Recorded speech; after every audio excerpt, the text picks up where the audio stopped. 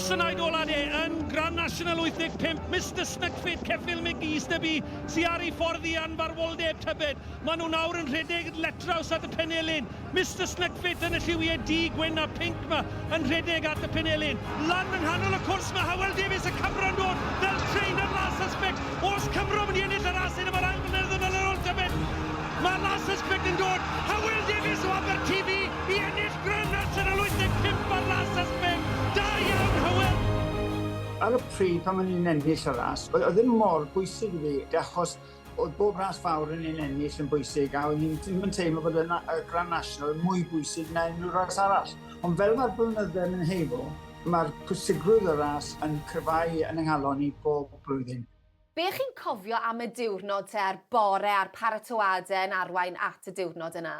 O'n i'n licio bod na am y Grand National beth i 2 neu 2 awr cyn y ras.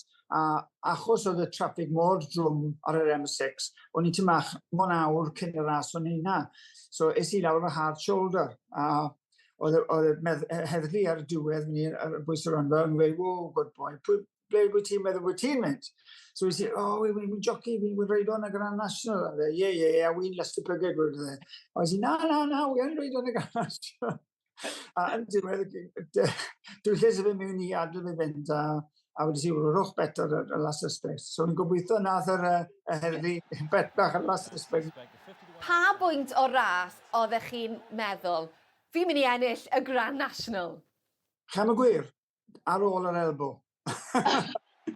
A mae hynny wedi ganlladd o'r post ennill. Ar ôl neud o'r clawdd ola, ni'n meddwl, wel, ma'n bell ti fel an i fi fan hyn. A roedd wedi ben lawr, a weles i glister mewn yn ôl, a oedd yn, yes, okay, one more time, wedi dde.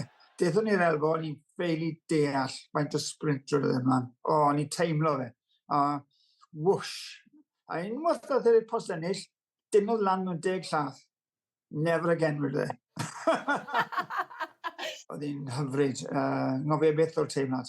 O Aberteifi chi'n reiddiol, a gawsoch chi dipyn o barti a croeso adre, do? Yn anghygol. O'n i'n eistedd lan ar y trailer yn mynd rownd y dre, a oedd miloedd o bobl. O'n i'n meddwl tua 6,000 o bobl yn byw yn Aberteifi, a wedyn ni'n lan i 10,000 yna. A'r prifardd Dic Jones wedi sgwennu darn o farddoniaeth yn arbennig i chi. Mae'r darn nath Dic yn disgrifio'r teimlad yn cywir. Mae'r wefr i'r un mor hyfryd a'i pherig a'i hyphoria hefyd. Y ras fawr a saif o hyd efo Hywel trwy fywyd. A mae hynny'n disgrifio'r teimlad fel mae'r blynyddoedd yn ymlaen. Wel, fel nathach chi brofi 40 mlynedd yn ôl gyda last suspect, mae unrhyw beth yn bosib yn y Grand National yn dydi? O'n sicr. Chi'n cofio beth oedd odds chi ar y diwrnod? O, dw. Achos betiodd pob un o Aberteifi yn creu, pan maen nhw'n gweud gwahoddiad i fi ddim yn gytre. Ond i gyd wedi betio fe, oedd yn 50 i 1, a oedd y bwci yn Aberteifi drian, halodd 2 mis i talu'r holl gwbl mas.